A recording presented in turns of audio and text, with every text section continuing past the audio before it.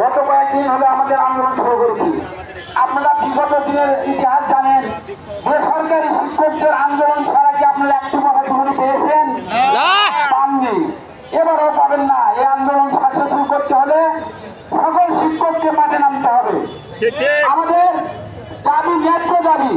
ব্যাপারটা এরকম হয়েছে যে বিড়ালের গালায় ঘন্টাকে বাঁধে। সব রাজনীতিবিদ বলছে যে আমাদের দাবি ন্যায্য, সবাই বলে, কিন্তু আমাদের যে ন্যায্য দাবি পূরণ করবে সেটা কিভাবে আসবে এর রূপরেখা এখন পর্যন্ত তৈরি হচ্ছে না। কেন হচ্ছে না? যে দেশ থেকে হাজার হাজার কোটি কোটি টাকা লুটপাট হয়ে যায়, বিদেশে পাচার হয়ে যায়, সেই দেশে আমরা কেন বঞ্চিত হয়ে থাকবো আমাদের ন্যায্য দাবির থেকে? এশিয়া মহাদেশের মধ্যে সর্বনিম্ন বেতন আমাদের বাংলাদেশের শিক্ষক মহোদয়দের। এই শিক্ষক মহোদয়দের বুকে যে গভীর ব্যথা, এই ব্যথা আমরা বলতে পারি না। এবার আন্দোলনের মাধ্যমে আমাদের জাতি অনেকটা বুঝতে পেরেছে আমাদের বাড়ি ভাড়া মাত্র 1000 টাকা। এটা ওর শুরু তো হয় নাই, আমরা আশায় আশায় থাকি।